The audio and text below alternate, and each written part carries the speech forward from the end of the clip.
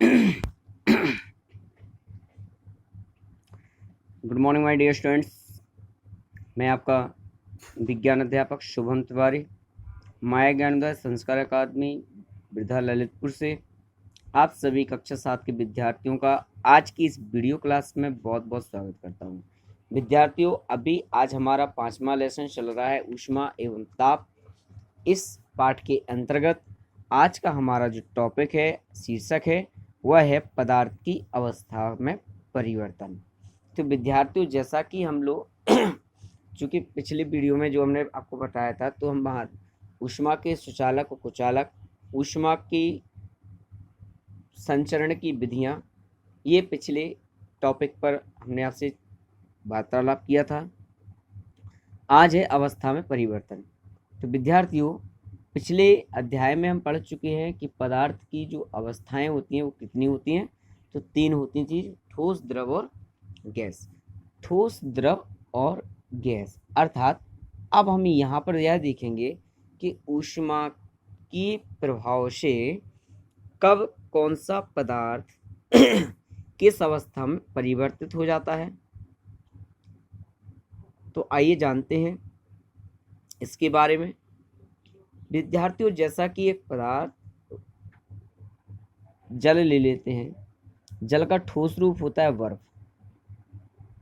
अगर आप बर्फ को गर्म करें तो वह जल में बदल जाएगा, और जल को अगर गर्म करें तो वाष्प में बदल जाएगा।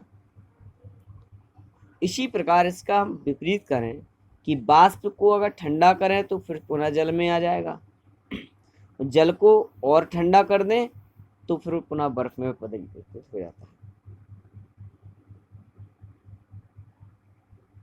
अर्थात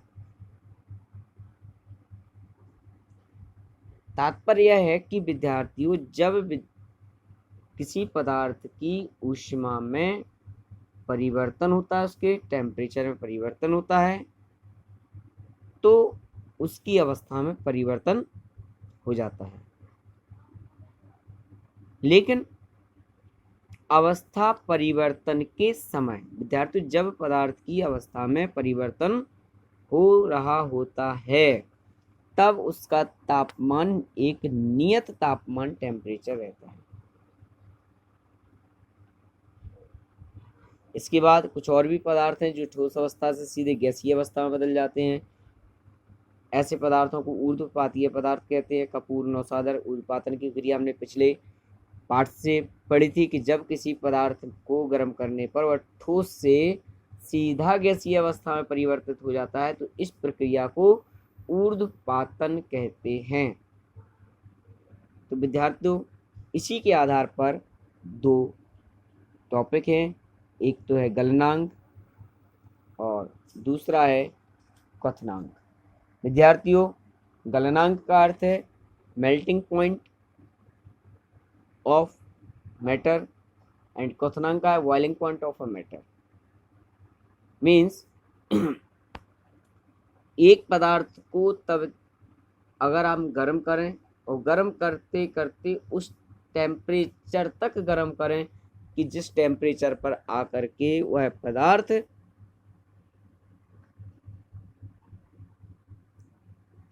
पूर्ण रूप से गलकर पिघल जाता है।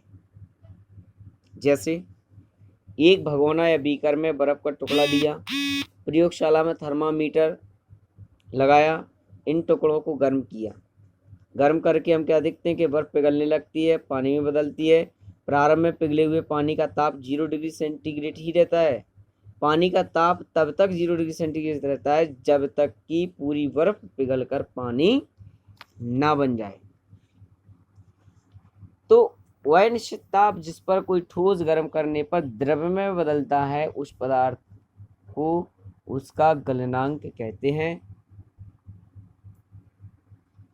तो विद्यार्थियों, जब किसी पदार्थ को गर्म किया जाए और वह ठोस से द्रव अवस्था में परिवर्तित हो जाए, इसको कहते हैं गलनांक। इसके बाद क्वथनांक, वह निश्चित ताप जिस पर कोई द्रव उबलता है और गैसीय अवस्था में बदल जाता है, वह दिए गए द्रव का क्वथनांक कहलाता है।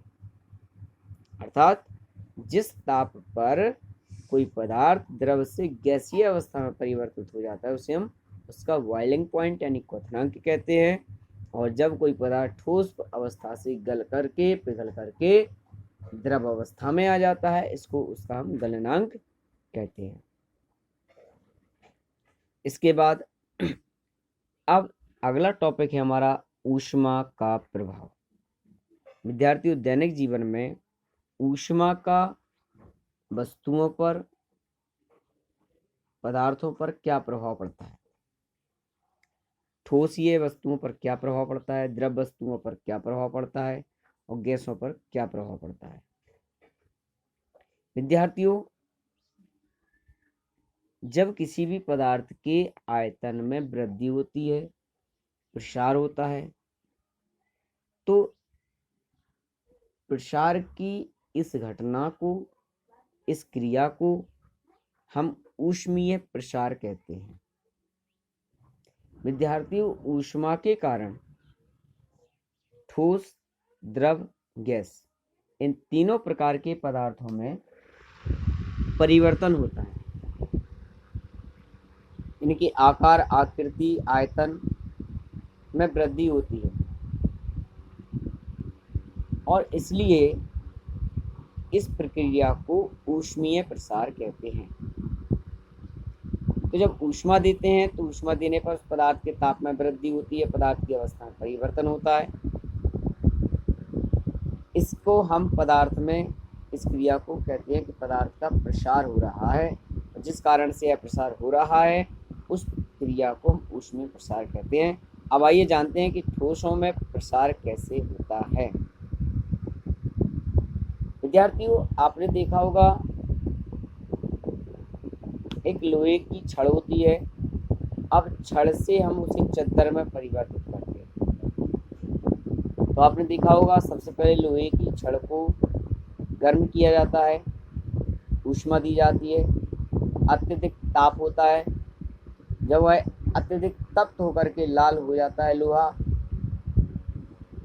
मीन्स नरम हो जाता है, तब उसको हम हथौड़े से पीट करके उस छड़ को चादर में परिवर्तित कर देते हैं, जिसको कहते हैं आघात वर्धनीयता का गुण। दूसरा एक और एग्जाम्पल इसमें दिया है। आपने देखा होगा कि स्टील के दो गिलास जब एक दूसरे में फंस जाते हैं उन्हें गर्म करके आसानी से निकाल लेते हैं। आइए कैसे? नंबर एक, धातु की एक छोटी गेंद लीजिए। देखिए आप एक छोटा सा प्रैक्टिकल है, इसको हम घर में कर सकते हैं। गेंद को क्या किया इन्होंने, एक छल्ले से लटका दिया। इसका आंतरिक व्यास इतना हो कि गेंद आसानी से छल्ले के आर पार जा सके। अब गेंद को स्प्लिट लैंप की सहायता से कुछ देर तक गर्म किया इन्होंने। गर्म करने के बाद क्या होता है, गेंद को छल्ले के ऊपर रखकर देखा, क्या गर्म करने पर गेंद छल्ले के आर पार नहीं जा रही है, और क्योंकि गर्म करने पर गेंद का आकार बढ़ जाता है, अर्थात इसकी अवस्था में प्रसार हो जाता है। गेंद को छल्ले के ऊपर थोड़ी देर तक रखा रहने दें, इससे गेंद ठंडी हो जाए। ठंडी होने के पश्चात क्या देखते हैं कि गेंद छल्ले के अंदर से होती हुई नीचे चली जाती है, क्योंकि ठंडी होने पर गेंद का आकार कम हो जाता है। तो विद्यार्थी ये तो निश्चित है। आप इसी तरह से अब पानी को उबाल के देख लीजिए।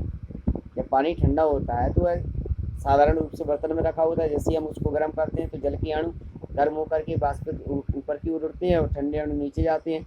ऊष्मा लेकर के ऊपर की ओर उड़ते हैं, जल का आयतन बढ़ता चला जाता है।